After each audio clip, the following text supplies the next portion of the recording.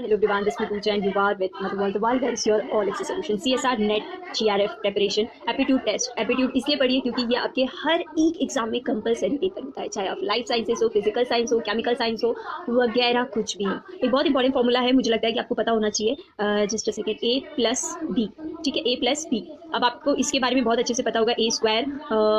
A square two a B plus B square. ठीक है, अब मैं अगर इसी को क्यूब कर दूं तो भी आप बहुत अच्छे से जानते होंगे. जस्ट सेकंड, मुझे दिखाई नहीं दे रहा अच्छे से.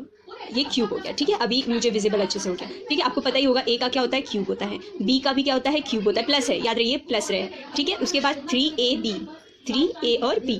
प्लस की बात हो रही है. माइनस में थोड़ा सा चेंजेस होता है, एक यहाँ पर चेंज हो जाता है, माइनस हो जाता है, और दूसरा हमारा जो चेंज होता है वो होता है यहाँ पर.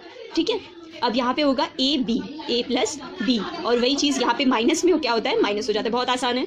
ए प्लस बी, उसका स्क्वायर हो, बहुत आसानी से आप पता है. ए स्क्वायर दिख रहा है ना आपको, plus 2ab plus B square. अब मैंने इसी को क्यूब कर दिया, ए प्लस बी का क्यूब.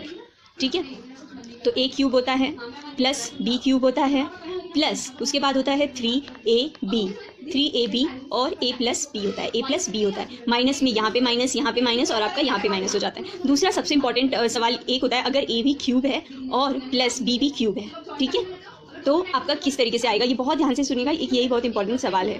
पहले तो होगा आपका a प्लस बी. ठीक है, अगर यहीं पे a माइनस ए क्यूब और बी क्यूब, तो ये क्या हो जाएगा, a माइनस बी. ठीक है, हमेशा याद रहेगा आपको.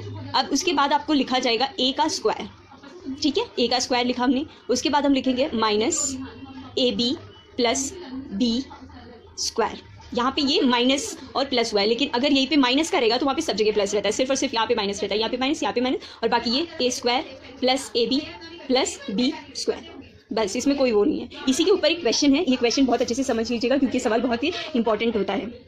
ठीक है, मुझे अच्छे से नहीं दिखाई दे रहा है, क्यों? ओके, हाँ दिखाई दे रहा है अभी मुझे अच्छे से. सिंप्लीफाई करना है द फॉलोइंग. ठीक है, 348 मल्टीप्लाई बाय 348 और प्लस उसके बाद 252. ये तो पता चल रहा है ए और बी है, यहाँ पे ए और बी है. ठीक है, अब ये किस तरीके से किया जाएगा ये हमको समझना है. 348 ए और बी, तो गिवन एक्सप्रेशन किस तरीके से होगा, ए क्यूब है और बी क्यूब है, ये किस तरीके से, ये आपको यहाँ पे समझ में आ जाएगा.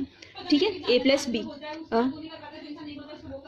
एक सेकेंड, हाँ, ए प्लस बी, और अगर माइनस का रहता है तो सिर्फ और सिर्फ यहाँ पे माइनस रहता है, बाकी सब जगह प्लस रहता है तो सिर्फ यहाँ पे माइनस रहता है, और माइनस रहेगा तो सिर्फ यहाँ पे ए माइनस बी रहता है. ठीक है, ये इस तरीके से हुआ ए प्लस बी. अब हमने 348 और 252 को प्लस किया और आ गया. अब इसी का सेकंड जो है वो आपको करना है. बहुत ही आसान है, लेकिन हम इसे नेक्स्ट लेक्चर में करेंगे. Thank you.